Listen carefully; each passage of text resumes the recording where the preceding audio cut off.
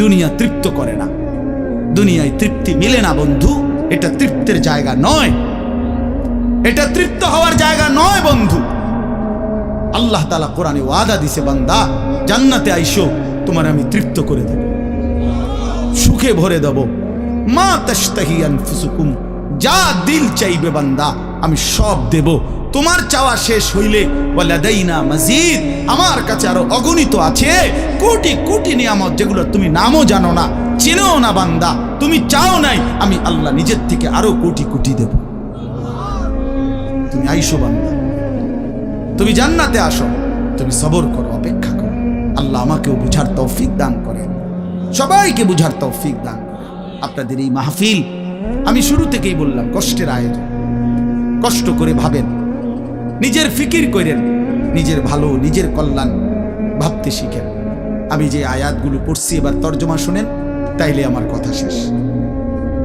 আয়াতগুলো মূল বক্তব্য হইল আল্লাহ তাআলা বলছেন এই পৃথিবী একদিন শেষ হবে, হাসরের মাঠ কায়েম হবে, মানুষগুলোর দুইটা অবস্থা হবে, কিছু আমার প্রিয় বান্দা হবে, কিছু নাফরমান বান্দা হবে।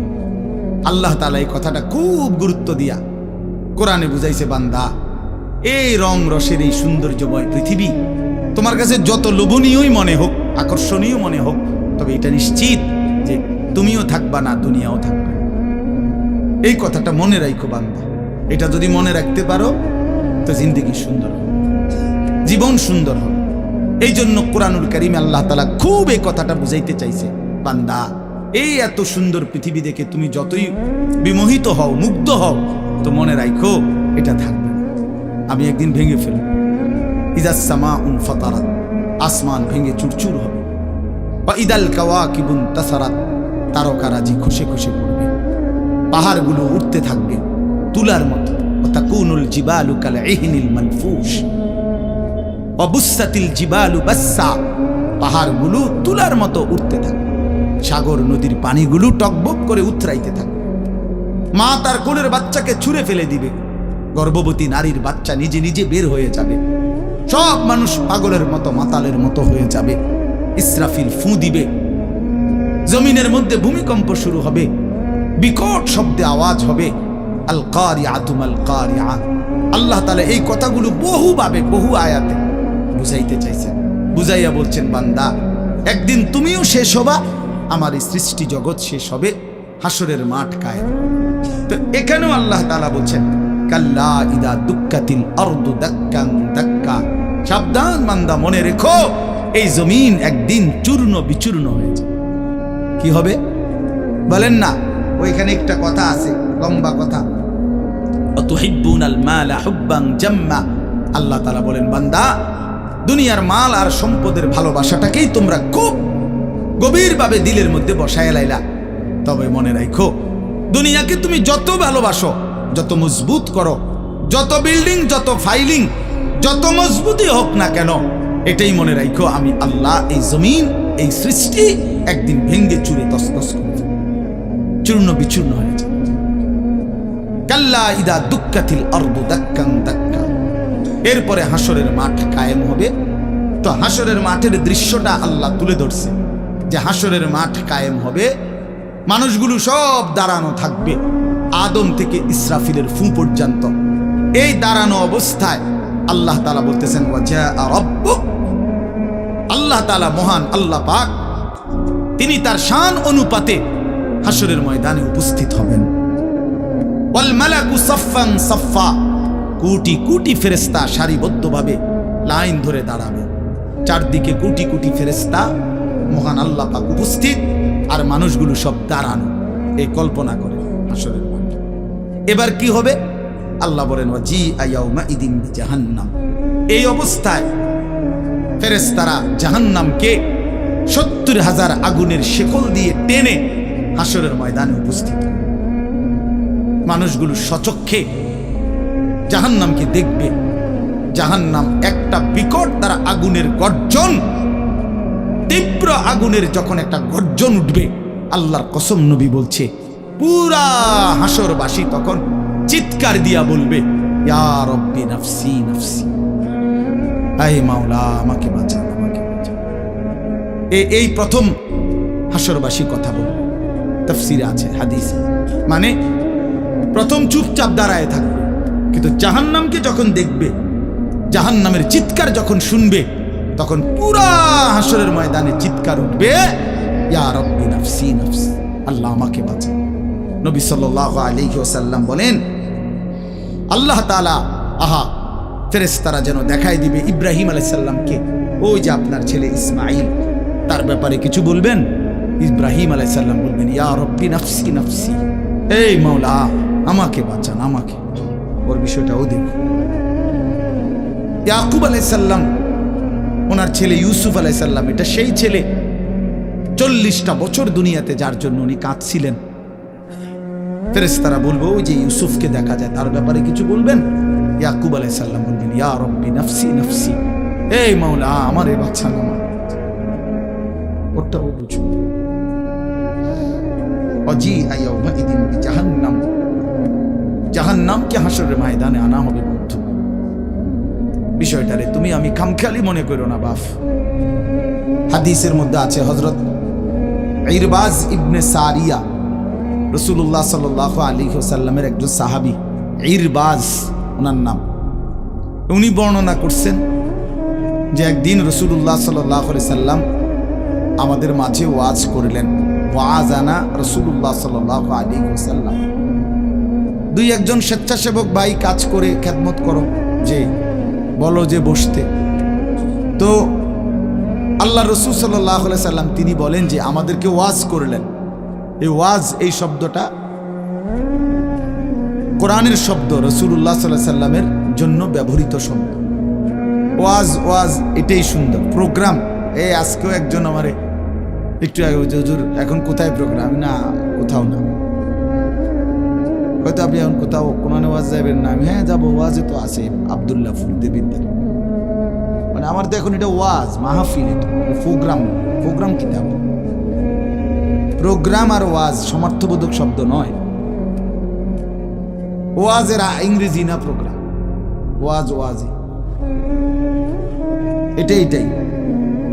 তার মানে প্রোগ্রাম তো যে কোনো অনুষ্ঠানকে বলে, খানা দানা, যে কোনো আড্ডা, এটাও তো একটা প্রোগ্রাম। কিন্তু রাসূলুল্লাহ সাল্লাল্লাহু আলাইহি সাল্লামের সাহাবীরা ব্যবহার করছেন যে নবীজি আমাদের মাঝে ওয়াজ করলেন। আপনার কাছে এটা পুরান পুরান মনে হইল, এটা হাদিসের শব্দ। ইয়াইজুকুম লাআল্লাকুম তাযাক্কারুন, এই যে কোরআন শরীফ আছে, আল্লাহ বলেন আমি ওয়াজ করতেছি তোমাদেরকে, যেন তোমরা আমি আল্লাহর ওয়াজ থেকে উপদেশ গ্রহণ করতে পারো।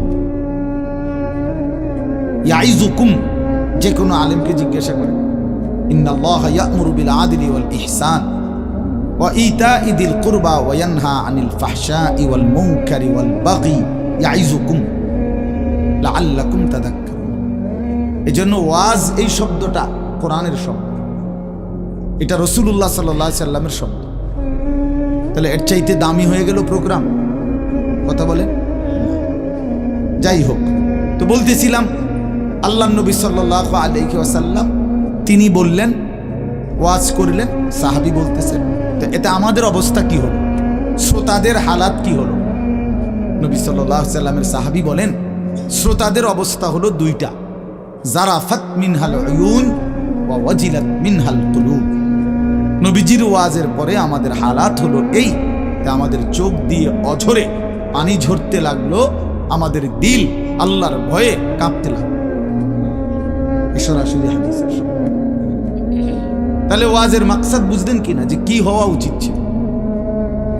চোখে পানি ঝরছে আর দিল আল্লাহর ভয়ে কাঁপতেছে। কোরআন শরীফে আছে, সরাসরি কোরআন শরীফে, وَإِذَا سَمِعُوا مَا أُنزِلَ إِلَى الرَّسُولِ تَرَى أَعْيُنَهُمْ تَفِيضُ مِنَ الدَّمْعِ مِمَّا عَرَفُوا مِنَ الْحَقِّ। আল্লাহ বলেন, রাসূল আপনার সাহাবীদের হালাত দেখেন। আমি আল্লাহর কোরআন যখন আপনার উপরে নাজিল করা হয়, আর আপনি যখন সাহাবীদের সামনে এই কোরআন তেলাওয়াত করেন, তারা আয়ুনাহুম, ওই দেখেন ভাই, ওই দেখেন, দেখছেন কি পরিমাণ অপদার্থ এটা? এরকম করলে কেন ভাই তুমি? আরে তুমি মিয়া জ্যাকেটওয়ালা, তুমি আবার পিছে চাও কেন? তুমি চিনো না আমারে, কোনোদিন দেখো নাই? আমি 1 মিনিটের জন্য ছেড়ে দিতে রাজি না। আমি নওজোয়ানের পরিবর্তন চাই।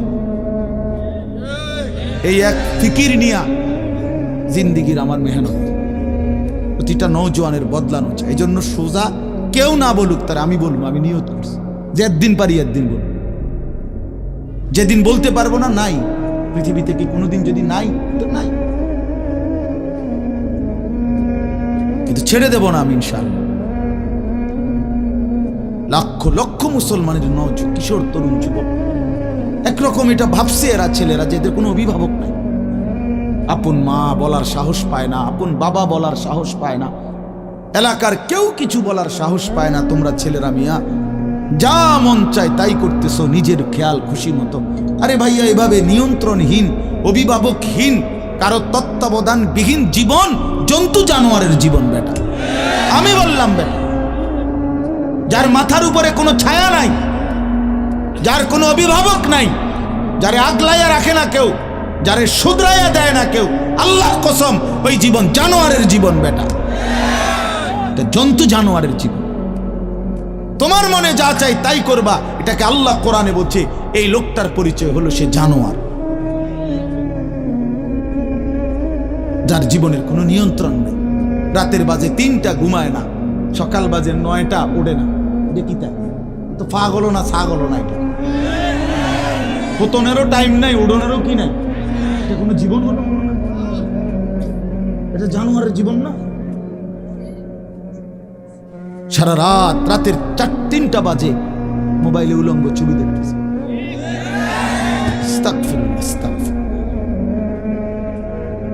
স্বাভাবিকভাবে জি বলো ভাই, রসিকতা করো না, তামাশা করো না, বিকট আওয়াজে যেই বলারও দরকার নেই, স্বাভাবিক শুনতে থাকো ভাইয়া। এই জন্য আমি বললাম ভাই, রাগ হইও না, আল্লাহ তোমারও বরকত দান করেন। কিন্তু আমার বলার উদ্দেশ্য হলো আমাদের পরিবর্তন দরকার, সংশোধন দরকার, আমাদের জিন্দেগি সাজানো দরকার।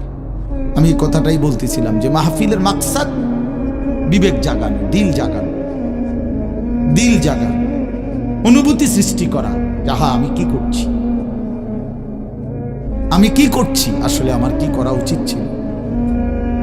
তাইলে কোরআনুল কারীমের মধ্যে আল্লাহ তাআলা বলছেন, আল্লাহর কথা শুনলে সাহাবীদের চোখ দিয়ে তারা আয়ুনাহুম তাফিদু মিনাদ দাম'i, নবী আপনি দেখবেন আপনার সবগুলো সাহাবীর চোখ থেকে অঝরে পানি ঝরছে, কাঁদতেছে। আল্লাহর কোরআন শুনলে সাহাবীরা কাঁদত। কোরআন শরীফে একটা সূরা আছে 29 পারা, সূরা দাহার, কোরআন শরীফের 75 নম্বর সূরা, 76 নম্বর সূরা। এই সূরাটা ছোট্ট একটা সূরা। এই সূরার মধ্যে জান্নাতের অসাধারণ বর্ণনা আছে। যেদিন এই সূরাটা নাজিল হইছে, নবীজি উপস্থিত সাহাবী যারা ছিল সামনে, তখন জিব্রাইল মাত্র নাজিল করছে, নবী সাল্লাল্লাহু আলাইহি সাল্লাম সাহাবীদের সামনে শুনাইছে এটা, এই সূরাটা। এই সূরার মধ্যে জান্নাতের খুব সুন্দর বর্ণনা আছে, সূরা দাহার। তো এই সূরার এই জান্নাতের বর্ণনা শুইনা এইখানে বসা একজন সাহাবী, কালো, রজুলুন আসওয়াদ তাফসিরে আছে, উনি ছিলেন একদম কালো রঙের সাহাবী, সহজ সরল সাহাবী। এইখানে বসেই একটা চিৎকার দিছে জান্নাতের আকাঙ্ক্ষায়, ওইখানে ইন্তেকাল করছে। আল্লাহ নবী সাল্লাল্লাহু আলাইহি সাল্লাম বলছেন, লাকাদ আখরাজা নাফসা সাহিবিকুম আশ-শাওকু ইলাল জান্নাহ, তোমাদের সাথী জান্নাতের শৌক আগ্রহে জীবন দিয়ে দিল। দেখো, जान दिए दिलो जान, निकल जाए दम तेरे कदमों के नीचे, यही दिल की हसरत, यही दिल की आरज़ू है। আল্লাহর প্রিয় বান্দারা এটা বলে যে হে বড় মাওলা, আপনার কদমের নিচে জীবন দিয়ে দিলাম। এটাই ছিল দিলের তামান্না, এটাই ছিল দিলের আফসোস, আহাজার।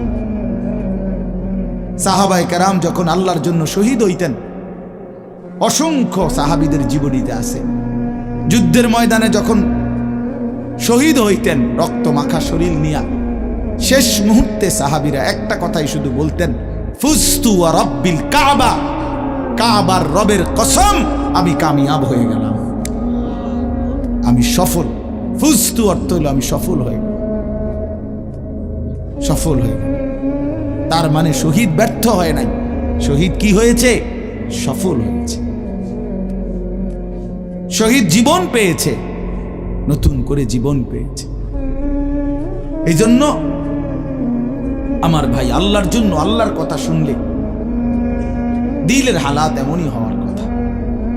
হাদিসের মধ্যে আছে, হযরত আব্দুল্লাহ ইবনে মাসউদ রাদিয়াল্লাহু তাআলা আনহু তিনি বলছেন যে একদিন নবীজি আমাকে বলছেন কোরআন শরীফ তেলাওয়াত করে শুনাইতে, নবীজিকে শুনাইতে। হযরত আব্দুল্লাহ ইবনে মাসউদ রাদিয়াল্লাহু তাআলা আনহু বলেন, আমি সূরা নিসা, এই সূরার প্রথম 40টি আয়াত একটানা নবীজিকে মাথা নোয়ায়া আদবের সাথে নবীজিকে শুনাইতেছিলাম। 40টা আয়াত পর্যন্ত যখন তেলাওয়াত করলাম, হযরত আব্দুল্লাহ ইবনে মাসউদ বলেন, নবী সাল্লাল্লাহু আলাইহি সাল্লাম তখন বলেন, হাসবুকাল আন, এখন থামো। তো 40 আয়াত পরে যখন আমি থামলাম, হযরত আব্দুল্লাহ ইবনে মাসউদ বলেন, ফালতাফাত্তু ইলাইহি, আমি নবীজির দিকে চোখ তুলে তাকালাম, ফাইদা আইনাহু তাদরিফান, তিনি বলেন, আল্লাহর কসম আমি দেখতে পাইলাম আল্লাহর নবী সাল্লাল্লাহু আলাইহি সাল্লামের দুই চোখ দিয়ে অঝরে পানি ঝরছে। তিনি বহুতক্ষণ ধরে কাঁদতেছেন। তাহলে এই ছিল রাসূলুল্লাহ সাল্লাল্লাহু আলাইহি সাল্লামের হালাত, এই ছিল সাহাবায়ে কেরামের হালাত। আল্লাহর কথা শুনলে নবী নিজেও কাঁদতেন, সাহাবায়ে কেরামও কি করতেন? কাঁদতেন। প্রিয় ভাই আমার, বন্ধু আমার, আমরা মুসলমান। আমি এই কথাটাই শুরু করছিলাম, গাফেল বঞ্চিত হয়, খামখেয়ালি মানুষ, খামখেয়ালি। আর কেন নামাজ পড়ি না, মসজিদে যাইতে ভাল লাগতেছে না, কেরুম লাগতেছে, কি জানি কেরুম জানি লাগতেছে, কেরুম লাগতেছে, এরুম আরে কেরুম, পাগল কোথাকার বেটা, কেরুম লাগতেছে, এটাও কই তারস না, তুই তো একটা অপদার্থ মানুষ বেটা, এটা কোনো কথা হইল? এই জন্য বললাম, মানে আসল কথা হইল গাফেল, খামখেয়ালি। কোরআন শরীফে আছে, যত লোক জাহান্নামে যাবে, আল্লাহর কসম ভাইয়া শোনো, যত লোককে আল্লাহ জাহান্নামে ফেলবে, আল্লাহ কোরআনে স্পষ্ট বলছে সবগুলোর পরিচয় হলো উলাইকা হুমুল গাফিলুন, এগুলো গাফিল। কোরআন শরীফের আয়াত, উলাইকা হুমুল গাফ ওয়া লাকাদ যারানা লি জাহান্নামা কাসীরাম মিনাল জিন্নি ওয়াল ইনস, আমি অসংখ্য অগণিত জিন আর মানুষ দিয়ে জাহান্নামকে পূর্ণ করব। আল্লাহ বলেন এই সবগুলো নাফরমানের পরিচয় উলাইকা হুমুল গাফিল, এরা গাফেল, এরা গাফেল ছিল, খামখেয়ালি করছে, খামখেয়ালি। আমি নয়তো হায়াত দিয়েছি, আওয়ালাম নুআম্মিরকুম মা ইয়াতাযাক্কারু ফীহি মান তাযাক্কারা। আল্লাহ তাআলা জাহান্নামীকে বলবে, এই জাহান্নামী বান্দা, মনে তো করো যেটুকু হায়াত দিলে আমার বন্দিগি করতে পারতাম, এটুকু হায়াত, এটুকু সময় আমি তো তোমাকে দিয়েছিলাম। তুমি বলো কোন সময়টা, কোন সুযোগটা আমি দেই নাই বান্দা, বলো বলো বান্দা। 1টা বাজে জোহরের আজান হইছে, 3:45 বাজে আসরের আজান হইছে, 3.5 ঘন্টা তো 12 রাকাত বা 10 রাকাত জোহরের নামাজ পড়তে কি 3.5 ঘন্টা লাগে? বলেন বলেন। তাইলে যুবক কেন নামাজ পড়লাম? তুমি কি হায়াত পাও নাই? তুমি কি সুযোগ পাও নাই? 4 রাকাত ফজরের নামাজ পড়তে কি 1 ঘন্টা সময় লাগে? তো আল্লাহ তাআলা কি সময় দেয় নাই? আল্লাহ কি হায়াত দিল না? কেন না ফরমানি করল? বন্ধু আমার, আল্লাহ বলবেন এই কথা, আওয়ালাম নুআম্মিরকুম, বলো বান্দা, আমি কি তোমাকে হায়াত দেইনি? আমি কি তোমাকে সময় দেই নাই? কোরআন শরীফে আছে আল্লাহ বলছেন, কোরআন শরীফে আছে আল্লাহ বলছেন, জাহান্নামী চিৎকার করবে আর বলবে, আল্লাহ একটু সময় দেন, একটু বিরতি দেন, 1টা মিনিট কদ্দুর আমারে জিরাইতে দেন, আমি পারতেছি না মালিক, আগুনে এই মালিক, আমার শরীরটা জইলা পুরা ছাই হয়ে গেছে, আমি আর পারছি না মাওলা, আমার একটু বিরতি দেন, 10টা মিনিট কদ্দুর বিরতি দেন, এই আগুন আমি সইতে পারছি না। আল্লাহ তাআলা বলবেন লা ইউফাত্তারু আনহুম, না নাফরমান, 1 সেকেন্ডের বিরতি মিলবে না। অহুম ফীহি মুবলিসুন, আল্লাহ বলে জাহান্নামী চিরদিন অনন্তকাল মলিন চেহারা, বিমর্ষ চেহারা নিয়েই পড়ে থাকবে, কোনদিন তার মুখে হাসি ফুটবে না। ওমা যালামনাহুম ওয়ালাকিন কানু হুমুজ জালিমিন, আল্লাহ তখন বলবে নাফরমান জাহান্নামী, আমি তো তোমার উপরে জুলুম করি নাই বান্দা, তুমি তো নিজেই নিজের উপরে জুলুম করেছিলে। আমি জুলুম করি নাই, আমি যতগুলো হুকুম করেছি, যতগুলো নিষেধ করেছি বান্দা, প্রতিটা হুকুম পালন করার যোগ্যতাও আমি শরীরে দিয়েছি। তুমি যদি রুকু করতে না পারতা আমি বলতাম না, তুমি যদি সেজদা করতে না পারতা তাইলে আমি হুকুম করতাম না। আমি তো গাছকে বলি নাই সেজদা করতে, তোমারে বলছি। আমি তো মাছকে বলি নাই সেজদা করতে, তোমাকে বলেছি, কারণ তোমাকে তো যোগ্যতাও দিয়েছি। ইন্না হাদাইনাহুস সাবিলা, আল্লাহ বলেন আমি তো বুঝাইবার জন্য আমার পক্ষ থেকে প্রতিনিধিও পাঠিয়েছি, আমি তো বুঝবার জন্য আসমানি কিতাবও দিয়েছি, নবীও দিলাম, রাসূলও দিলাম, উলামায়ে কেরামকেও দিলাম, কিতাবও দিলাম, শরীরেও মানার যোগ্যতা দিলাম, তাইলে কেন পারলা না বান্দা? নামাজ পড়ার যোগ্যতাও আছে, বুঝাইয়া বলার লোকও আছে, বুঝবার মতো কিতাবও আছে, কেন পড়লেন না বলেন?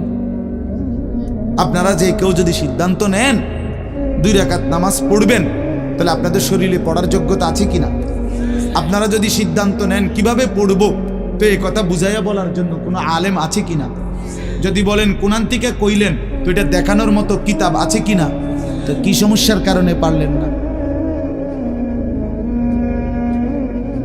বন্ধু বলেন, প্রিয় ভাই বলো, আমার নওজোয়ান সন্তানরা বলো, ভাইয়া কি কারণে পারলা না? আজকের সারাদিনে 5 ওয়াক্ত নামাজ কেন পড়তে পারলা না দোস্ত? কেন পড়তে পারলা না? হ্যাঁ, এই পৃথিবীতে কত বন্ধুর কত আবদার রক্ষা করলেন, পরম বন্ধু মহান আল্লাহ পাকের কোনো আবদার রক্ষা করলেন না। সামান্যটুকু উপকার যে করছে তারে কতবার থ্যাংক ইউ দিলেন। 24 ঘন্টা যিনি লালন পালন করছে তারে একবারও সেজদা দিলেন না। এই নাফরমান, তুই এত বড় গাদ্দার কেমনে হইলি বেটা? বেনামাজির চাইতে বড় গাদ্দার আর কে হইতে পারে?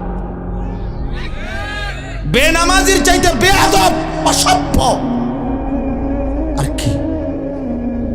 বেনামাজি অসভ্য, বেনামাজি শয়তান। যার কপালে সেজদা নাই ওই শয়তান, ওইটা শয়তান। আমি বললাম, আল্লাহর কোরআন বলছে, ইবলিস তুই সেজদা দিলি না, আজকের থেকে তুই শয়তান। ইবলিস রে এর আগে শয়তান বলতো না, আজকের থেকে শয়তান, আজকের থেকে রাজিম, ফখরুজ ফাইন্নাকা রাজিম। আল্লাহ বলছে বের হ বেঈমান, কেন সেজদা দিলি না? ফাইন্নাকা রাজিম, আজকের থেকে ইবলিস তুই অভিশপ্ত। এজন্য বেনামাজি অভিশপ্ত, বেনামাজি শয়তান। ওয়া ইন্না আলাইকা লানাতা ইলা ইয়াউমিদ্দিন। আল্লাহ বলছে ইবলিস তুই আমারে সেজদা দিলি না, তো মনে রাখিস আজকের থেকে নিয়ে ইসরাফিলের ফু পর্যন্ত, কিয়ামত পর্যন্ত তোর উপরে আমি আল্লাহর লানত। এটাই তো তরজমা নাকি? কিয়ামত পর্যন্ত তুই নাম বেঈমানের উপরে আমি আল্লাহর লানত। এই জন্য বেনামাজি মনে রাখো, এই যুবক তোমরা যারা নামাজ পড়ো না, তোর উপরে আল্লাহর লানত। আল্লাহর লানত, তোর খোদার গজব তোর উপরে, মনে রাখিস। বলে না আমি ভাত খাই, ভাত ভাত জন্তু জানোয়ারও খায়। আমি তো ঘুম যাই, ঘুম কুত্তাও যায়, কুকুরও খায়, কুকুরও পেশাব পায়খানা করে, কুকুরেরও যৌন চাহিদা পূরণ হয়, এই জন্য কুকুরেরও বাচ্চা কাচ্চা হয়। এটা কোনো অবাক কিছু না। আপনি ভাত কতটি খান আর ঘুম যান আর পেশাব পায়খানা করেন আর লজ্জাস্থানের চাহিদা পূরণ করেন, এরই নাম যদি জীবন হতো, তাই জানোয়ারের সাথে তফাৎ কি? বলেন না কেন? জন্তু জানোয়ারের সাথে আমাদের জিন্দেগির তফাৎ কোথায় ভাইয়া? কি ব্যস্ততায় পড়ে গেলেন এই বাবারা, বন্ধুরা আমার, কি ব্যস্ততায় মালিককে সেজদা দিতে পারলেন না? মা সালাকাকুম ফি সাকার ক্বালু লাম নাকু মিনাল মুসাল্লিন। আল্লাহর ফেরেশতা জাহান্নামীকে বলবে, হে জাহান্নামী বেঈমান, কে তোকে জাহান্নামে কেন নিয়ে আসলো? কেন আসলি জাহান্নামে? বন্ধু আমার, শুনো বন্ধু, আল্লাহর কোরআনে আল্লাহ বলেন, জাহান্নামী বলবে ক্বালু লাম নাকু মিনাল মুসাল্লিন, ফেরেশতা ভাইয়া, কারণ আমি নামাজি ছিলাম না, এজন্য জাহান্নামী হলাম। ওয়াইলুন ইয়াওমাইদিল লিল মুকাদ্দিবিন ওয়া ইযা ক্বিলা লাহুমুর কাউ লা ইয়ারকাউন। বলে সমস্ত মিথ্যাবাদী নাফরমান পাপী, সেদিন মনে রেখো হাসরের ময়দানে তোমাদের জন্য জাহান্নাম। যদি বলেন কেন, আল্লাহ বলেন ওয়া ইযা ক্বিলা লাহুমুর কাউ লা ইয়ারকাউন, বারবার তাকে বলা হয়েছে নামাজের জন্য, রুকু করতে, সেজদা করতে, নাফরমান আমি আল্লাহকে সেজদা করে নাই, নামাজ পড়ে নাই, রুকু করে নাই, এজন্যে। এই সরাসরি কোরআনের আয়াতে আল্লাহ বলেন, কাল্লা ইদা বালাগাতিত তারাকি ওয়া কিলা মান রাক ওয়া যান্না আন্নাহুল ফিরাক ওয়ালতাফাতিস সাকু বিস-সাক ইলা রাব্বিকা ইয়াওমাইদিনিল মাসাক ফালা সাদ্দাকা ওয়ালা সাল্লা। আল্লাহ বলেন, আল্লাহর নবীর জবানে নবীজি বুঝাইছেন এই তাফসিরে। নবীজি বলছেন, উম্মত, কোন নাফরমান পাপীর জান কবজের সময় মালাকুল মউত আজরাইল তার রুহুটা তার কলিজা থেকে একটা টান দিয়ে ছিঁড়ে ফেলবে। ছিঁড়লেই রুহুটা এসে কণ্ঠনালীর কাছে আটকায় যাবে, এই গলার কণ্ঠনালীতে। কাল্লা ইদা বালাগাতিত তারাকি, কণ্ঠনালীতে যখন নাফরমানের রুহু আটকায় যাবে, তো আজরাইল ধৈরা টাইনা ছিঁড়া টুকরা টুকরা করে এরপরে এই রুহুটাকে ছিঁড়া ভিড়া বাইর করে। তো কোরআনে আল্লাহ বলছে, কেন এমন এমন নির্মম মৃত্যু হলো কেন? তার কলজা ছিঁড়া ফেললো, আজরাইল তার রুহুটা ছিন্ন ভিন্ন করে দিল, এমন করলো কেন? আল্লাহ বলেন, কারণ দুইটা, ফালা সাদ্দাকা ওয়ালা সাল্লা, এই নাফরমান আমি আল্লাহরে বিশ্বাস করে নাই এবং নামাজ আদায় করে। কি আদায় করে নাই? ভাত খাও, হ্যাঁ, ভাতে তো দুগা খাও নাকি তা? হ্যাঁ, মোবাইল টিপো আর মানুষের বেডি দেখো, দেখো ভাইয়া দেখো। কুলু ওয়া তামাত্তাউ কালিলান ইন্নাকুম মুজরিমুন। আল্লাহ বলে, নাফরমান, অল্প সময়ের দুনিয়া খাও, ভোগ করো, শুধু মনে রেখো তুমি নাফরমান। এখন ভাত খাও, পরে ফিডাও। কবরের প্রথম ঘন্টায় আমি বুঝাই দেব আমি মালিক কেমন। কাল্লা সাউফা তা'লামুন আলহাকুমুত তাকাসুর হাত্তা যুরতুমুল মাকাবির কাল্লা সাউফা তা'লামুন। আল্লাহ বলে, দুনিয়ায় ডুবে থাকতে থাকতে আমি আল্লাহকে আখিরাতকে ভুলতে ভুলতে দুনিয়া বাড়ানোর নেশা প্রতিযোগিতা বেঈমান তোরে গাফেল বানায় দিল। এরই মধ্যে একদিন তুই কবরে পৌঁছে গেলা, এই কবরে আসলেই তুমি বুঝতে পারবা আমার নাফরমানির শাস্তি কি। আল্লাহ রাসূল সাল্লাল্লাহু আলাইহি ওয়াসাল্লাম বলছেন, কবর নাফরমানকে একটা চাপ দিবে, একটি চাপে ডান পাশের মাটি বাম দিকে, বাম দিকের মাটি ডান পাশে, এভাবে আইসা আটকায় যাবে। হাত্তা তাখতালিফা আদলাউহু। নবীজি বলেন ডান পাশের হাড্ডি পাঁজর ভাঙ্গা বাম পাশের গুলো ডান পাশে, এইভাবে আঙ্গুল যেভাবে ঢোকে এইভাবে হাড্ডি একটার ভিতরে ঢুকে যাবে। কি মনে করছো দোস্ত, আমার বন্ধু, আমার এটা নিশ্চিত আল্লাহর কথা মিথ্যা হয় না। ১৫০০ বছরে এই কোরআনের প্রতি অক্ষর নিয়া আপনজন দুশ্মন, ইমানদার নাফরমান বেঈমান, হিন্দু বৌদ্ধ ইহুদি খ্রিস্টান নাস্তিক মুরতাদ বুদ্ধিজীবী গবেষক পণ্ডিত দার্শনিক বিজ্ঞানী সবাই কাফের বেঈমানরাও যুগে যুগে এই কোরআনের প্রতিটা অক্ষর নিয়ে পরীক্ষা করছে, পর্যালোচনা করছে, বিশ্লেষণ করছে, কিন্তু একটি নোক্তা অক্ষর ভুল, মিথ্যা, অসত্য, অযৌক্তিক, অবাস্তব, অপ্রাসঙ্গিক আজকের এই মিনিটে প্রমাণ করতে পারে না। যদি সন্দিহান হইতো তত প্রমাণ হয়ে যাইতো যে এই সমস্ত তথ্য উপাত্তের আলোকে প্রমাণিত হলো কোরআনের এই আয়াতটি ভুল। সেটা কোনটা? এমন হইছে? কথা বলে না কেন? বলো জেনারেল শিক্ষিত ছেলেরা, তোমরা বলো ভাইয়া, পদার্থবিজ্ঞান জীববিজ্ঞানের কোন তথ্যের আলোকে কোরআনের কোন তথ্য ভুল? রসায়ন বিজ্ঞান উদ্ভিদ বিজ্ঞান সহ যাবতীয় বিজ্ঞানের কোন সূত্র মতে কোরআনের কোন শব্দ ভুল হয়েছে, কোন তথ্য ভুল হয়েছে? হয়েছে বাবা। তো তাইলে কবর ভুল হবে কেন? আখেরাত ভুল হবে কেন? জান্নাত ভুল হবে কেন? হাসরের মাঠ ভুল হবে কেন? ইসরাফিলের ফু মিথ্যা হবে কেন? এই পৃথিবী যে ধ্বংস হবে এই কথা মিথ্যা হবে কেন? মিথ্যা হবে কেন? যদি মিথ্যা হতোই তো আল্লাহ তাআলার দুনিয়াবি কথাগুলো তো ভুল হইতো, সেগুলো তো ভুল হয় না। নবী সাল্লাল্লাহু আলাইহি সাল্লামের 1450 বছরে আমাদের নবী সাল্লাল্লাহু আলাইহি সাল্লামকে নিয়ে শুধু মুসলমানরাই গবেষণা করে নাকি? কাফের বেঈমান আমাদের চাইতে বেশি করে, আমাদের চাইতে বেশি গবেষণা করে নবীজিকে নিয়ে, কিন্তু আপনজন দুশ্মন সবার গবেষণায় মুহাম্মদ আরবি সাল্লাল্লাহু আলাইহি সাল্লাম তিনিই সর্বশ্রেষ্ঠ। বন্ধু পরীক্ষা করলেও তিনি শ্রেষ্ঠ, দুশ্মন পরীক্ষা করলেও তিনি শ্রেষ্ঠ। বাহ! হ্যাঁ, তিনি সবার পরীক্ষায়। রাসূলুল্লাহ সাল্লাল্লাহু আলাইহি সাল্লামের প্রতিটা আচরণ, উচ্চারণ, চলাফেরা, কথাবার্তা, কাপড়, লেবাস, পোশাক, হাঁটা চলা, খানা, খাদ্য, পেশাব, পায়খানা, আহার, নিদ্রা, 24 ঘন্টার প্রতিটা নড়াচড়া পৃথিবীর সর্বোচ্চ শ্রেষ্ঠ মডেল, সবচেয়ে সুন্দর, সবচেয়ে সুন্দর। তিনি হাসলেও সুন্দর, তিনি কাঁদলেও সুন্দর, তিনি হাঁটলেও সুন্দর, তিনি বসলেও সুন্দর। এজন্য প্রিয় ভাই আমার, বন্ধু আমার, বেনামাজি হইও না বাপ।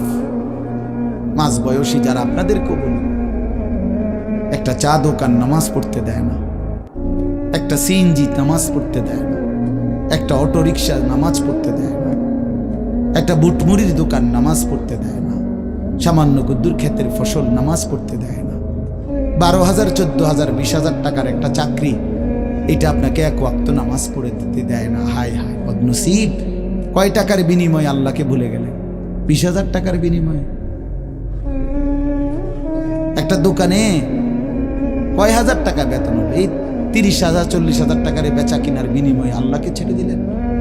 যুবক ভাই, তোমরা এই 12, 14, 20,000 টাকার একটা মোবাইলের কাছে আল্লাহকে ছেড়ে দিলা। মাত্র 20,000 টাকায় তুমি ইমানদার বিক্রি হয়ে গেলা। ছি ছি ছি! মোমেন তো এত কম দামে বেচা হয় না, এত অল্প দামে তো বেচা হইবার কথা না ভাই। মাত্র একটা 15-20,000 টাকা দামের মোবাইলের কাছে তো বিক্রি হয়ে গেল। নিজের ইমান, নিজের ইসলাম, নিজের আখিরাত, আল্লাহর সাথে সম্পর্ক, রাসূলের সাথে সম্পর্ক, ধর্মের সম্পর্ক, কোরআনের সম্পর্ক সব ছেড়ে দিলা, সব ভুলে গেলা। তুমি চেনো না আল্লাহ কি, রাসূল কি, আখিরাত কি। তুমি চিনছো শুধু মোবাইল, নারী, ছবি, নর্তকী, জিনা, ব্যভিচার, অসভ্য দৃশ্য, বন্ধুদের আড্ডা। না ভাইয়া, এত কম দামে ইমানদার বিক্রি হয়, মুমিন এত অল্প দামে বিক্রি হয় না। হ্যাঁ, 54 বছরের যেই জালেম স্বৈর শাসক বাপ ফুতে মিলে, সিরিয়ার ওই জালেম স্বৈর শাসক ফ্যাসিস্ট, যে 54 বছর ধরে হাজারো লক্ষ মুসলমানের রক্তে জমিন ভাসাইছিল, কারাগারের অন্ধকার প্রকোষ্ঠে আটকায় রাখছিল, মুসলমান ইমানদারের রক্তের আহাজারিতে আল্লাহর জমিন কাঁপতেছিল। ওই সিরিয়াতে এই যে কয়দিন, মাত্র 2 দিন হলো, 8ই ডিসেম্বর 24 বছরের জুলুমের শাসন থেকে পলাইয়া সিরিয়ার প্রেসিডেন্ট বাশার আল আসাদ ভাগছে, পলাইছে। শুনছেন আপনারা? পলাইছে। নতুন উইকেট পড়ছে, যে শুনছেন? এই যে 8ই ডিসেম্বর আরেকটা উইকেট পড়ছে। প্রথম উইকেট পড়ছে 5ই আগস্ট, দ্বিতীয় উইকেট পড়ছে 8ই ডিসেম্বর। 2024 উইকেট পড়ার বছর, 2024 উইকেট পড়ার বছর। এবছর বোলিং ভালো হয়েছে, এবছর উইকেট পড়তেছে। 2 উইকেট পড়ে গেছে। আগামী উইকেট নেতানিয়াহু, ইনশাআল্লাহ। ইসরায়েলের এই কুত্তাও হেরে যাবে ইনশাআল্লাহ। ইসরায়েলের ওই বেঈমান নেতানিয়াহু অয় ভাগবে, অয় পালাবে ইনশাআল্লাহ, কোনো সন্দেহ নেই। ফিলিস্তিনের বিজয় হবে ইনশাআল্লাহ, ফিলিস্তিনের বিজয়। আর ওই যে 130 কোটির ধমক দেখায় যে বেটা, ওই মোদি, ওরাও হেরে যাবে ইনশাআল্লাহ, ওরাও হেরে যাবে। ওখান থেকে আলুর ধমক দে, আলু, পেঁয়াজ।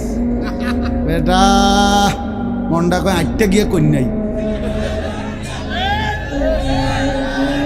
কথা কস বেড়া, পেঁয়াজের ধমক দেশ বেড়া। হ্যাঁ, পেঁয়াজ, আমগো পেঁয়াজ বন্ধ করে দিবে, আমরা আলু বন্ধ করে দিবে। হেঁটে ইন্ডিয়া থেকে আমগো আলু বন্ধ, পেঁয়াজ বন্ধ। পেঁয়াজ তার আব্বার। হ্যাঁ, পেঁয়াজ কি মোদির আব্বার? বলো যুবক, তার বাপের পেঁয়াজ বেটা। তাইলে তুই বন্ধ করবি কি বেটা? তোদের পেঁয়াজ বন্ধ করবি কেন? তোদেরকে পেঁয়াজ, রসুন, আদা, চাল, ডাল, ভাত, মাছ খাওয়াই যিনি, 24 ঘন্টা তোদেরকে বাঁচায় রাখছে যিনি, তিনি তো আমার আল্লাহ বেটা, আমার আল্লাহ, আমার আল্লাহ। ওই বেঈমান, তোর কি বেঈমান? তুই তো মূর্তি ছাড়া তোর কিচ্ছু নাই বেটা। ওই মালিক তো আমার মালিক, আমি ওই মালিকের সেজদা করি। আমার মালিক তোকে খাওয়ায় বেটা। আল্লাহ রিজিক দেয় ওদেরকে, ওরা আম করে ধমক দেয়, ওরা আমাদেরকে ধমক দেয়। যত ধমকই দাও, মনে রাখো যুবক, তোমাদের কাছেও বলি, এই ইসলাম আমাদের কাছে আমানত। আমরা সাফ কথা, 110 কোটি 130 কোটি বেঈমান আমরা ভয় পাই না। আমরা কোনো সংখ্যা গণি না, ওদেরকে আমরা গণা তো ধরি না। আমাদের একজন, আমাদের শুধু একজন, আগেও একজন, এখনো একজন, আগামী দিনও একজন, তিনি আল্লাহ। বলো ভাই কে? আর তিনি আকবার, তিনি সবচেয়ে বড়, সবচেয়ে বড়, তিনি বড়, একজনই বড় আমাদের, আল্লাহু আকবার। বলো ভাই, সবাই বলো, জোরসে বলো ভাই, আল্লাহু আকবার, আল্লাহু আকবার, আল্লাহু আকবার। বলো বলো, আওয়াজ করে বলো, বলো বলো। বেঈমান শুনুক, কাঁটাতারের বেড়ার থেকে শুনুক বেঈমান। বড় স্লোগান দাও, আল্লাহ বড়, আল্লাহু আকবার, আল্লাহু আকবার, আল্লাহু আকবার। আল্লাহই বড়, আল্লাহই বড়, আল্লাহই বড়। 110 কোটিকে আমরা হিসাব করি না। ইনশাআল্লাহ এই বাংলাদেশের ইমানদার মুসলমান আমরা কলিজার খুন দিয়ে হলো মাতৃভূমির প্রতি ইঞ্চি জমিন আমরা হেফাজত করবো ইনশাআল্লাহ, ইনশাআল্লাহ। সোজা কথা, কোনো সন্দেহ নাই এতে, কোনো সন্দেহ না। আমার মতো 2, 4, 10, 50 হাজারের রক্তে জমিন হয়তো ভাসবে, কিন্তু এদেশেও ইনশাআল্লাহ কালেমার পতাকা উঠবে ইনশাআল্লাহ। হ্যাঁ, এদেশে হিন্দু থাকবে, কোনো অসুবিধা নাই। আমরা কোনো সময় আমরা তাদের উপরে জুলুম করি নাই, কিন্তু জবাই যুবক মনে রাখো, এ কথার উপরে প্রতিবাদ করতেই হবে যে ইসকনের গুন্ডারা, সন্ত্রাসীরা এই দেশে থাকতে পারবে না। ইসকন সন্ত্রাসী, ইসকন গুন্ডা, গুন্ডা, হিন্দু গুন্ডা, হিন্দু সন্ত্রাসী। অতএব ইসকনের অন্তর্ভুক্ত কোনো হিন্দু সন্ত্রাসী গুন্ডা এদেশে থাকতে পারবে না। এদেশে সাধারণ হিন্দুরা থাকুক, কোনো আপত্তি নেই। আমরা কোনোদিন তাদের উপরে কোনো জুলুম করি নাই, কেউ করে নাই, কেউ করে নাই, কেউ করে নাই। 5ই আগস্টের পরে ওদের মন্দির আমাদের মুসলমানের সন্তানরা পাহারা দিছে, আর বিনিময়ে তার প্রতিদানে বেঈমান আমাদের মুসলমান শহীদ অ্যাডভোকেট সাইফুল ইসলাম আলিফকে জবাই করে দিয়েছে। এই ছিল বিনিময়, এই ছিল প্রতিদান। তোমরা যুবক ফিরে আসো ভাইয়া, আগামীর সম্ভাবনা ভাই আমার, এটা মনে রাখো ভাইয়া, আগামীর সম্ভাবনা নিশ্চিত ইসলামের। সারা বাংলাদেশ হিসাব ধরো না, সারা পৃথিবী মিলাইয়া ধরো। বাংলাদেশ সারা পৃথিবী সহ ভাবো, সারা পৃথিবীতে ইনশাআল্লাহ মজলুমের বিজয়, সারা পৃথিবীতে ইমানদারের বিজয় হচ্ছে এবং হবে ইনশাআল্লাহ, হবে। আগামীর সময়টা মাহাদি এবং দাজ্জালের লড়াই হবে ইনশাআল্লাহ। ঈমান এবং কুফরের জিহাদ হবে ইনশাআল্লাহ। সেই জিহাদে, সেই যুদ্ধে ইসলামের জন্য জান বাজি রাখতে নওজোয়ান রেডি থাকতে হবে ইনশাআল্লাহ। আল্লাহ তাআলা প্রতিটা যুবককে কবুল করে নেন। মোবাইলের ওই আড্ডা, নারীর আড্ডা, জুয়ার আড্ডা বন্ধু, সুখ আসবে না। আমি অনুরোধ করলাম, কতজন নারী দরকার তোমার? সারা দিন রাত নাচ গান ছবি, এই উলঙ্গ দৃশ্য বন্ধু সুখ দেয় না। মদের আড্ডা, জুয়ার আড্ডায় সুখ হয় না, সুখ হয় না ভাই আমার। কোনো হারামখোর সুখে নাই। একটা সুদখোর, ঘুষখোর, বাটপার এই ওজনে কম দেয়, ধোকাবাজি করে, প্রতারণা করে, হারাম রোজগার করে, একটা হারামখোর সুখে নাই। আমি চ্যালেঞ্জ করি, একটা সুদখোর, কিস্তিখোর, হারামখোর সুখে নাই। একটা নেশাখোর জুয়ারি সুখে নাই, সুখে নাই। বেপর্দা নারী একটাও সুখে নাই, একটাও, একটাও। রূপ যৌবনের ফেরিওয়ালা, রাস্তায় ফেরি করে যারা, নিজের যৌবনের, নিজের রূপের এই অসৎ নারী কোনোদিনও সুখ পায় না। সুখ, সুখ, সুখ, শান্তি, তৃপ্তি, দিলের স্বস্তি, অন্তরের প্রশান্তি আল্লাহর কসম আল্লাহকে মানার মধ্যে, সিজদার মধ্যে। হাদিসে আছে, আল্লাহ তাআলা বলছে, বান্দা তুমি যদি আমার বন্দেগীর জন্য সময় দাও, আমি ওয়াদা দিলাম, মালাতু সাদরাকা গিনান, আমি তোমার অন্তর ধনী বানিয়ে দেব, দিল খোশ করে দেব। হ্যাঁ, প্রয়োজনে থাইকো কুড়ে ঘরে, চাটাইয়ের মধ্যে থাইকো, তারপরও আমি আল্লাহ দিল খুশ করে দেব। এই জন্য গুনার মধ্যে তৃপ্তি নাই, আল্লাহর নাফরমানির মধ্যে তৃপ্তি নাই। সবাই ছেলেরা, ভাইয়া, অনেক ছেলে মাশাআল্লাহ, অনেক নওজোয়ান। প্রিয় ভাই, তুমি ফিরে আসো, তুমি নামাজ পড়ো, তুমি নামাজ পড়ো, তুমি আল্লাহকে রাজি করো। মোবাইলের আড্ডা, জুয়ার আড্ডা, নারীর আড্ডা ছেড়ে দাও। যে চাহিদা আল্লাহ দিছেন, আমি প্রতিদিন বলি ভাই, এই বলতে বলতে ক্লান্ত হয়ে গেছে। যে চাহিদা আল্লাহ দিছেন, সে চাহিদা পূরণের ব্যবস্থাও আল্লাহ রাখছেন। তৃষ্ণা যিনি দিছেন, পানি তিনিই দিছেন। যিনি ক্ষুধা, খাবারের চাহিদা দিয়েছেন, তিনি হালাল খাবারের ব্যবস্থাও রাখছেন। ঠিক লজ্জাস্থানের যে চাহিদা, এটা আল্লাহ তাআলাই দিয়েছেন, সেটা পূরণের জন্য হালাল স্ত্রী আল্লাহই ব্যবস্থা রাখছেন। তুমি ওয়েট করো, অপেক্ষা, কুত্তার মতো হইও না। সারাদিন বেডি, নারী, ছবি, না, এটা তো জানোয়ারের স্বভাব। মাথালুহু কামাথালিল কালব ইন তাহমিল আলাইহি ইয়ালহাস আও তাতরুকহু ইয়ালহাস। আল্লাহ বলছেন নাফরমান কুত্তার মতো। সরাসরি কোরআন শরীফের আয়াত। রাগ করার সিস্টেম, রাগ করে যাবেন, কার লগে রাগ করবেন? হ্যাঁ, হুজুর এত বড় কথা না, হুজুর এত বড় কথা কইছে না, আল্লাহ বলছে, সহ্য হয়নি আমনে, কার লগে রাগ করবেন? আল্লাহ বলছে ফামাসালুহু কামাসালিল কালব, নাফরমান কুত্তার মতো। কালব অর্থ কি? কুকুর। ইন তাহমিল আলাইহি ইয়ালহাস আও তাতরুকহু ইয়ালহাস, মানে কি? আল্লাহ বলছে তার উপরে যদি বোঝা চাপায় দেয়, তাইলেও সে জিহ্বা বাইর করে দেয়, আর যদি বোঝা সরায় দেয়, তারপরও জিহ্বা বাইর করে দেয়। লুভিয়ে থাকে, জিহ্বা বাইর করে থাকে। তার মানে তার তামাম দুনিয়া দিলেও সে আরো দুনিয়া চায়, আবার না দিলেও এই আফসোসে করে। তো তৃপ্তি হলো কই? তৃপ্তি হলো কই? দুনিয়া তৃপ্ত করে না, দুনিয়ায় তৃপ্তি মিলে না বন্ধু। এটা তৃপ্তের জায়গা নয়, এটা তৃপ্ত হওয়ার জায়গা নয় বন্ধু। আল্লাহ তাআলা কোরআনে ওয়াদা দিছে, বান্দা জান্নাতে আইসো, তোমার আমি তৃপ্ত করে দেব, সুখে ভরে দেব। মা তাশতাহি আনফুসুকুম, যা দিল চাইবে বান্দা আমি সব দেব। তোমার চাওয়া শেষ হইলে ওয়ালাদাইনা মাজিদ, আমার কাছে আরো অগণিত আছে কোটি কোটি নিয়ামত, যেগুলো তুমি নামও জানো না, চিনো না বান্দা। তুমি চাও নাই, আমি আল্লাহ নিজের থেকে আরো কোটি কোটি দেব। তুমি আইসো বান্দা, তুমি জান্নাতে আসো, তুমি সবর করো, অপেক্ষা করো। আল্লাহ আমাকেও বুঝার তৌফিক দান করে, সবাইকে বুঝার তৌফিক দান। আপনাদের এই মাহফিল, আমি শুরু থেকেই বললাম, কষ্টের আয়োজন। কষ্ট করে ভাবেন, নিজের ফিকির করেন, নিজের ভালো নিজের কল্যাণ ভাবতে শিখেন। আমি যে আয়াতগুলো পড়ছি এবার তর্জমা শুনেন, তাইলে আমার কথা শেষ। আয়াতগুলো মূল বক্তব্য হলো আল্লাহ তাআলা বলছেন এই পৃথিবী একদিন শেষ হবে, হাসরের মাঠ কায়েম হবে, মানুষগুলোর দুইটা অবস্থা হবে, কিছু আমার প্রিয় বান্দা হবে, কিছু নাফরমান বান্দা হবে। আল্লাহ তাআলা এই কথাটা খুব গুরুত্ব দিয়া কোরআনে বুঝাইছে, বান্দা এই রং রসের এই সৌন্দর্যময় পৃথিবী তোমার কাছে যত লোভনীয়ই মনে হোক, আকর্ষণীয় মনে হোক, তবে এটা নিশ্চিত যে তুমিও থাকবা না, দুনিয়াও থাকবে না। এই কথাটা মনে রাখো বান্দা, এটা যদি মনে রাখতে পারো তো জিন্দেগি সুন্দর হবে, জীবন সুন্দর হবে। এই জন্য কোরআনুল কারীমে আল্লাহ তাআলা খুব এই কথাটা বুঝাইতে চাইছে, বান্দা এই এত সুন্দর পৃথিবী দেখে তুমি যতই বিমোহিত হও, মুগ্ধ হও, তো মনে রাখো এটা থাকবে না, আমি একদিন ভেঙে ফেলব। ইদাস সামাউন ফাতারাত, আসমান ভেঙে চুরচুর হবে।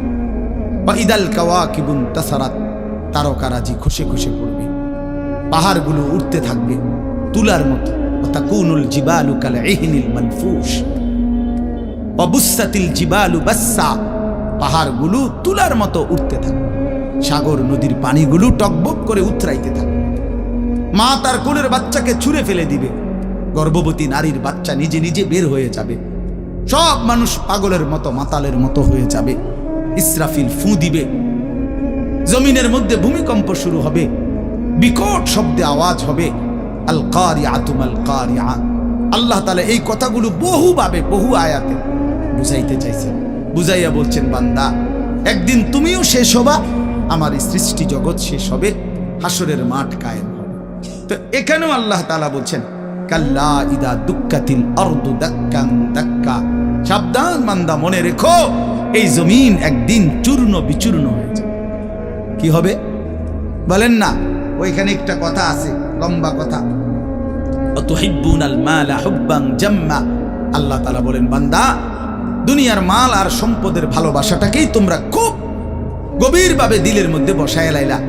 তবে মনে রাখো, দুনিয়াকে তুমি যত ভালোবাসো, যত মজবুত করো, যত বিল্ডিং, যত ফাইলিং, যত মজবুতই হোক না কেন, এটাই মনে রাখো আমি আল্লাহ এই জমিন, এই সৃষ্টি একদিন ভেঙ্গে চুরে তছনছ করে ফেলব, চূর্ণ বিচূর্ণ হয়ে যাবে। কাল্লা ইদা দুক্কাতিল আরদু দাক্কান দাক্কা। এরপরে হাসরের মাঠ কায়েম হবে। তো হাসরের মাঠের দৃশ্যটা আল্লাহ তুলে ধরছে যে হাসরের মাঠ কায়েম হবে, মানুষগুলো সব দাঁড়ানো থাকবে, আদম থেকে ইসরাফিলের ফু পর্যন্ত। এই দাঁড়ানো অবস্থায় আল্লাহ তাআলা বলতেছেন, ওয়াজা রাব্বুক, আল্লাহ তাআলা মহান আল্লাহ পাক, তিনি তার শান অনুপাতে হাসরের ময়দানে উপস্থিত হবেন। ওয়াল মালাকু সাফফান সাফফা, কোটি কোটি ফেরেশতা সারিবদ্ধভাবে লাইন ধরে দাঁড়াবে, চারদিকে কোটি কোটি ফেরেশতা, মহান আল্লাহ পাক উপস্থিত, আর মানুষগুলো সব দাঁড়ানো। এই কল্পনা করে হাসরের মাঠ। এবার কি হবে? আল্লাহ বলেন, ওয়াজিআ ইয়াউমা ইদিন বিজাহান্নাম। এই অবস্থায় ফেরেশতারা জাহান্নামকে ৭০,০০০ আগুনের শেকল দিয়ে টেনে হাসরের ময়দানে উপস্থিত করবে। মানুষগুলো সচক্ষে জাহান্নামকে দেখবে।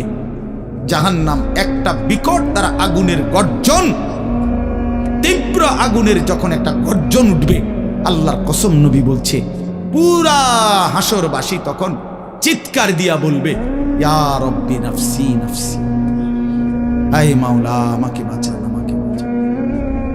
এই প্রথম হাসরবাসী কথা বলবে, তাফসিরে আছে, হাদিসে। মানে প্রথম চুপচাপ দাঁড়ায় থাকবে, কিন্তু জাহান্নামকে যখন দেখবে, জাহান্নামের চিৎকার যখন শুনবে, তখন পুরা হাসরের ময়দানে চিৎকার উঠবে, ইয়া রব্বি নাফসি নাফসি, আল্লাহ আমাকে বাঁচান। নবী সাল্লাল্লাহু আলাইহি ওয়াসাল্লাম বলেন, আল্লাহ তাআলা ফেরেশতারা যেন দেখাই দিবে ইব্রাহিম আলাইহিস সালামকে, ওই যে আপনার ছেলে ইসমাঈল, তার ব্যাপারে কিছু বলবেন। ইব্রাহিম আলাইহিস সালাম বলবেন, ইয়া রব্বি নাফসি নাফসি, এই মাওলা আমাকে বাঁচান, আমাকে। ওর বিষয়টাও দেখো। ইয়াকুব আলাইহিস সালাম, ওনার ছেলে ইউসুফ আলাইহিস সালাম, এটা সেই ছেলে 40টা বছর দুনিয়াতে যার জন্য উনি কাঁদছিলেন। ফেরেশতারা বলবো ওই যে ইউসুফকে দেখা যায় তার ব্যাপারে কিছু বলবেন? ইয়াকুব আলাইহিস সালাম বলবেন, ইয়া রব্বি নাফসি নাফসি, এই মাওলা আমারে বাঁচান, আমার ওটা বুঝো। অজি আয়াউমা ইদিন বিজাহান্নাম, জাহান্নামকে হাসরের ময়দানে আনা হবে বন্ধু। বিষয়টারে তুমি আমি খামখেয়ালি মনে করো না বাপ, এতগুলো কোরআনের আয়াত মিথ্যা হইতে পারে না। ১৬ লক্ষ নবী রাসূল, আদম থেকে নবী সাল্লাল্লাহু আলাইহি সাল্লাম সমস্ত আম্বিয়া কেরাম চিল্লায়া উম্মতের দুয়ারে দুয়ারে গিয়ে আখিরাতের কথা বলছে, কবরের হাসরে। এগুলো ভুল হবে কেন, মিথ্যা হবে কেন ভাইয়া? প্রতিদিন যে মানুষগুলো কবরে যায়, তুমি কি দেখো না ভাই, এই মানুষের মৃত্যু, লাশ, কবর তোমারে কিছুই মনে করায় না? জলজ্জান্ত যে মানুষটা তোমার আমার চোখের সামনে হাঁটতো, চলতো, ফিরতো, খাইতো, ঘুমাইতো, দোকান করতো, বাজার করতো, কত কথা বলতো, আজ এত মানুষ জানাজায় উপস্থিত, কতজন কত কথা বলতেছে, কিন্তু খাটিয়ার ওই লাশ, সে তো আর কথা বলে না।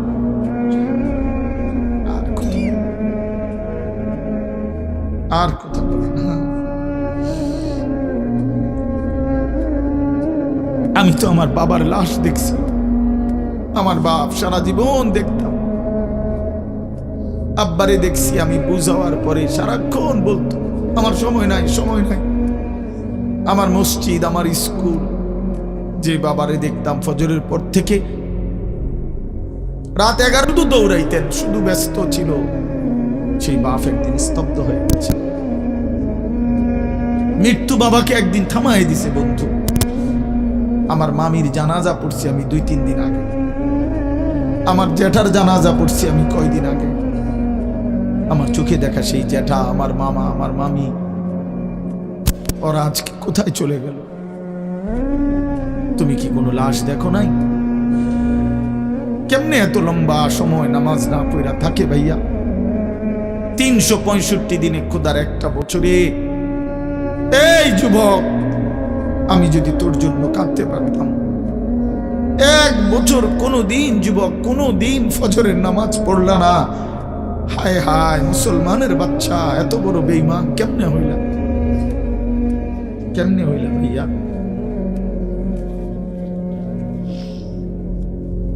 এ কেমন জিন্দিগি ভাই?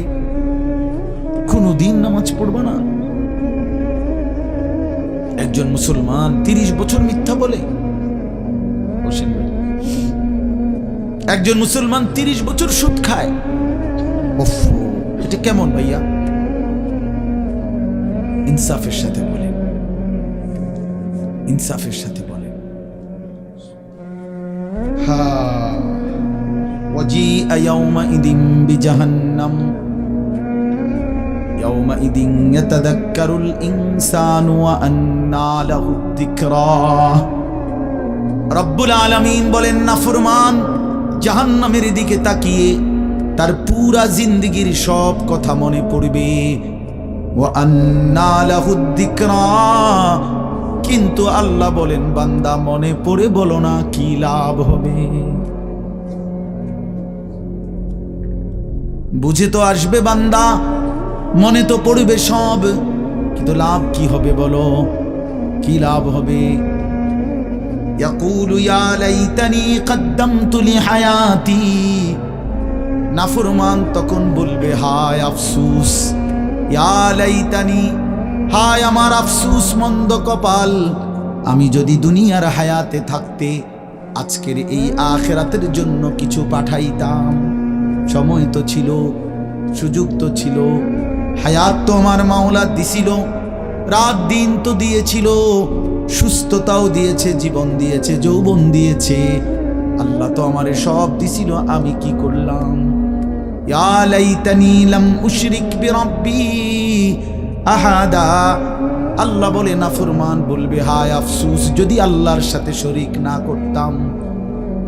ইয়া লাইতানি কুনতু তুরাবা, নাফরমান বলবে, হায় আফসোস আজ যদি মাটি হয়ে যেতাম, আজ যদি মাটি হয়ে যেতাম।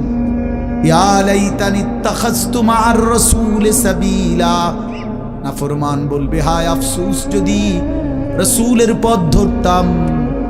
ইয়া লাইতানি লাম আত্তাখিয ফুলানান খলিলা। হায় আফসুস যদি অসৎ লোককে বন্ধু না বানাইতাম, চরিত্রহীনকে যদি বন্ধু না বানাইতাম, আজকে তো আমিও বেঁচে যেতাম। ইয়া লাইতানি কুনতু মাআহুম ফাফুজা ফাওজান আযীমা। হায় আফসুস যদি নেককারদের সঙ্গী হতাম, তাহলে তো আজকে আমিও সফল হতাম। চলেন বন্ধু, শেষ কথা। ফায়াউমা ইদিল্লা ইউআযিবু আযাবাহু আহাদ ওয়ালা ইউথিকু ওয়াথাকাহু আহাদ। আল্লাহ বলে, বান্দা সেদিন আমি আল্লাহর পক্ষ থেকে তুমি নাফরমানকে যেই আযাব দেওয়া হবে, বান্দা বিশ্বাস করো এমন আযাব তোমারে আর কেউ কোনোদিন দেয় না। এমন ফিডা তুমি আর খাও নাই, এমন বেইজ্জতি আর কোনোদিন হও নাই বান্দা। এমন শাস্তি আমি আল্লাহর পক্ষ থেকে দেওয়া হবে। ওয়ালা ইউসিকু ওয়াথাকাহু আহাদ। আল্লাহ বলে, নাফরমান আমার ফেরেশতা তোরে যেই বাঁধাটা বাঁধবে, এমন শক্ত বাঁধা বান্দা তোরে আর কেউ কোনোদিন বাঁধে নাই। আল্লাহ আমাকে মাফ করে দেন। ইয়া আইয়াতুহান নাফসুল মুতমাইন্নাহ। বিপরীত দিকে এবার আল্লাহ তাআলা ইমানদার নেককার বান্দাকে ডাক দিবে। মানে ওই যে এনেটা ফিডাফিডি চলতে আছে, নাফরমানরে টাঙ্গাইয়া ফিরতে আছে, বানতে আছে, একটা মায়ের চলতে আছে, এই কারণে আবার আমার নেককার বান্দা নিয়ে আবার ঘাবড়ায় যায়। আমার আব্বারে দেখতাম এত রাগী মানুষ ছিল, আমগো বড় কোনো ভাইরে যদি আব্বা লাঠি নিত ফিডার লেগা, আমার মনে আছে ছোটবেলায় আমি দেখকেই কাইন্দে দিতাম, চিৎকার দিতাম। আব্বা কইতো, না না তোর তো আব্বা কিছু কই না আব্বা। তো আল্লাহ তাআলা বলেন আমার ইমানদার বান্দা নিয়ে আবার ঘাবড়ায়া যায়, তা আল্লাহ নিজেই ডাক দিবেন, ইয়া আইয়াতুহান নাফসুল মুতমাইন্না। হে আমার প্রিয় আত্মা, পবিত্র আত্মা, প্রশান্ত আত্মা, আমার ইমানদার বান্দা, ইরজিই ইলা রাব্বিক, কোন ঘাবড়ায়ো না, তুমি তোমার মাওলা আমি রবের কাছে আসো। রাদিয়াতাম মারদিয়া, আমিও তোমার উপরে রাজি, খুশি, তুমিও আমার উপরে খুশি। কোন টেনশন করো না, ঘাবড়াইও না, ওইরে ফিডা চলবো, তুমি মারতো না, তুমি টেনশন করো না। ফাদখুলি ফি ইবাদি ওয়াদখুলি জান্নাতি। আল্লাহ বলবে, আমার নেককার বান্দা, প্রিয় বান্দা, তোমার আমার আরো নেককার বান্দা এখানে আছে, ওদের সাথে গিয়া মিশো, একসাথে আমার জান্নাতে ঢোক, আমার জান্নাত। এই শেষ কথাটা বলি, প্রিয় ভাই হযরত মাওলানা মুফতি ইয়াসিন আহমদ ফারুকি মাওলানা সাহেব অসুস্থ বললেন, শুনছি আমি। আল্লাহ তাআলা পুরাপুরি শিফায়ে কামেলা আজেলা দান করেন। আমি নিজে কোমরের ব্যথা আছে 2 দিন, প্রচন্ড ব্যথা, এরপরও আল্লাহর দয়ায় আসার সুযোগ হয়েছে। তো বলতেছিলাম ভাইয়া, এই শেষ কথাটা হইল, এখানে একটা কথা আছে, ওয়াদখুলি জান্নাতি। এই জান্নাতি, আল্লাহ বলবে বান্দা আমার জান্নাতে ঢোকো। তো তাফসীরের মধ্যে লিখছে, ইমানদার বান্দা, নেককার বান্দা, তার সারা জিন্দেগির কষ্ট মেহনতের বিনিময়ে, আমলের বিনিময়ে হাসরের ময়দানে আল্লাহ যখন বলবে আমার জান্নাতে ঢোকো, আল্লাহর কসম ইমানদার বান্দা খুশিতে আনন্দে আত্মহারা হয়ে যাবে যে মালিক আমারে মালিকের জান্নাতে ঢুকতে দিয়েছে। কালকে আমি এক জায়গায় মাহফিলে যাইতেছিলাম, তা আমার একজন ঘনিষ্ঠ বন্ধু কোম্পানিগঞ্জ বাজারের ব্যবসায়ী নুরুল আলম ভাই, ওরে আমি ফোন দিলাম, দোস্ত আপনি কই? কয় আমি তো যাওয়ার জন্য রেডি হয়েছি। আমি বলছি না না, আপনি আমার গাড়িতে যাবেন, আপনি আমার গাড়িতে যাবেন। তো এই কথা বলাতে সে খুশিতে আনন্দে, আর বলেন কি হুজুর আমার আপনার গাড়িতে নিবেন? আমি হ্যাঁ আমার গাড়িতে আপনি যাই। এই কথা বলাতেই খুশি হয়ে গেছে। তো রব্বুল আলামিন যখন বলবে বান্দা তুমি জান্নাতি, আমার জান্নাতে ঢোকো, বান্দা বলবে মালিক আমি সব পাইয়া লাইছি, আমি সব পাইয়া লাইছি।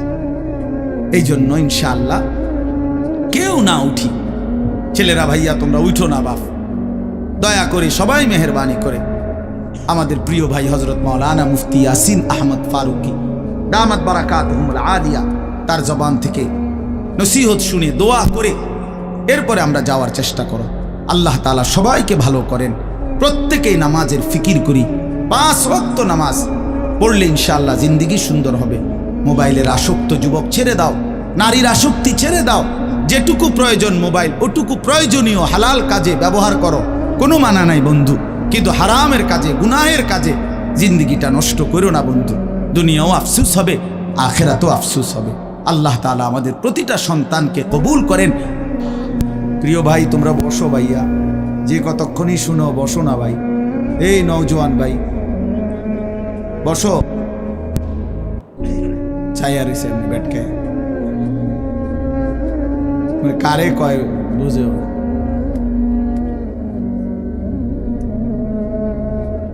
বসেন সবাই।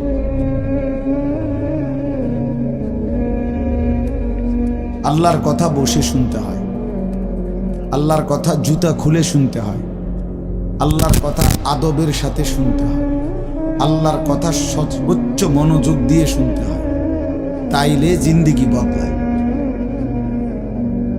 কোনো গাফেল আল্লাহর কোরআন থেকে লাভবান হইতে পারে না। গাফেল বঞ্চিত হয়, মানে যে খামখেয়ালি। এজন্য প্রিয় ভাই, এটা জরুরি বিষয়। একজনও বুট খাইও না, বুটও খাইবা আল্লাহর কথাও শুনবা, ফায়দা হবে না ভাই। বাদামও খাইবা আল্লাহর কথাও শুনবা, কোনো ফায়দা হবে না, নিজের ভিতরে কোনো অনুভূতি জাগবে না। প্রতিটা ওয়াজের মাকসাদ কিন্তু দিল জাগানো,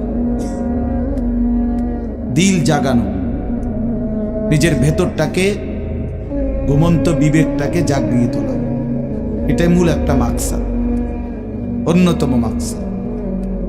প্রতিটা আয়োজনের পিছনে অনেক কষ্ট আছে। এই মাহফিল, এই প্যান্ডেল, এই স্টেজ, পোস্টার, হ্যান্ডবিল, ওলামায়ে কেরামকে দাওয়াত দেওয়া, যথোপযুক্তভাবে এদেরকে নিয়ে আসা, ঠিক মতো গুছগাছ করা, অনেক কাজ। আগামী শনিবার 14 তারিখ আমার মাদ্রাসায়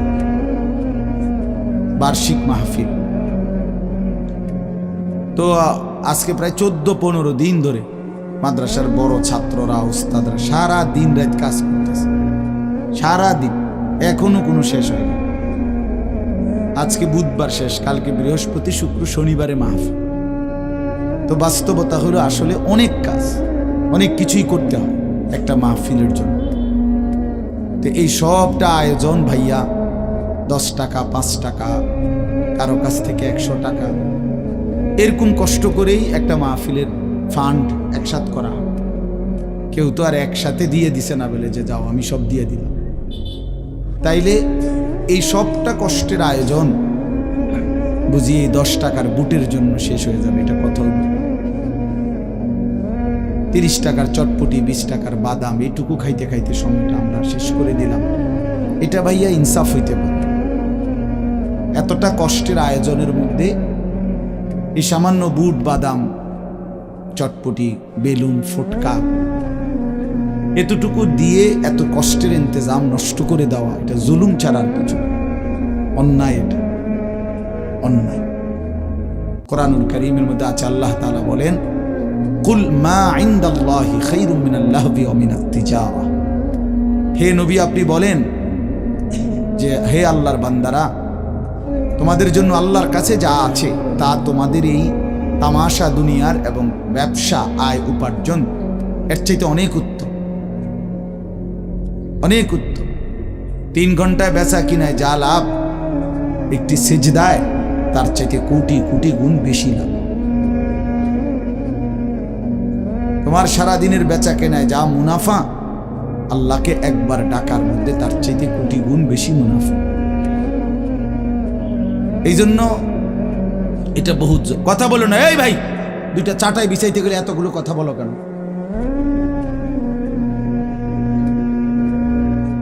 একদম কথা বলবো না আমি। ভাই, তোমরা যদি বসতে রাজি না হও তো বাইরে চলে যাও। হ্যাঁ, যাও, বাইরে যাও। 2-4 জন গাফেল না শুনলে কি হইছে?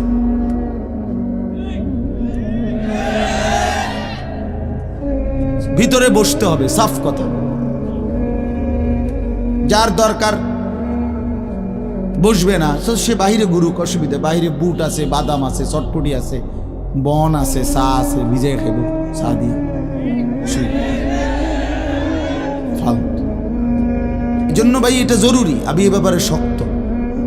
আল্লাহর কথা দিল দিয়ে শুনতে হয়, আল্লাহর কথা মনোযোগ দিয়ে শুনতে হয়। যাদের হাতে মোবাইল, আমার অনুরোধ ভাইয়া, এই হাতে ধরা মোবাইলগুলো নামায় ফেলো, ভালো হবে। আমি অনুরোধ করলাম, এটা ভালো হবে। আল্লাহর কথা আমাদের চোখের দিকে তাকাইয়া শুনলে এতে ফায়দা বেশি হবে। এই মোবাইল ধরে রাখলে জেহান ইন্তেশার হয়, মানে দিল বিক্ষিপ্ত হয়, অন্তরের মধ্যে থাকে যে মোবাইলে উঠতেছে কিনা, তো মনোযোগটা থাকে মোবাইলের দিকে। মোবাইলে তো উঠছে কিন্তু আমার নিজের জন্য কিছু হলো না, তো কি ফায়দা হলো ভাই? মোবাইলে ওয়াজের কোনো অভাব নেই। আমাদের এক এক বক্তার ওয়াজ হাজার হাজার, সব বক্তাদের ওয়াজে আছে মোবাইল, আছে না? অজস্র, অগণিত। পৃথিবীতে একটা সুই পড়লেও ওগুলো মোবাইলে উঠায় ফেলে। তো কাজেই এটা কোনো আশ্চর্য কিছু না। এক কোটি ওয়াজও যদি কারো মোবাইলে থাকে, এটা আখেরাতের মুক্তির জন্য, পরকালের জন্য ন্যূনতম কোনো ফায়দা আনবে। দেখার বিষয় হলো নিজের মধ্যে কি আমি কিছু নিলাম কিনা।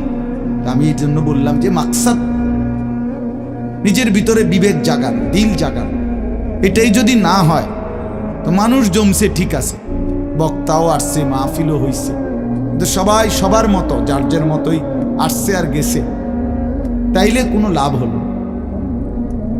যাই জনে হলো কতগুলো টাকাই খরচ হলো।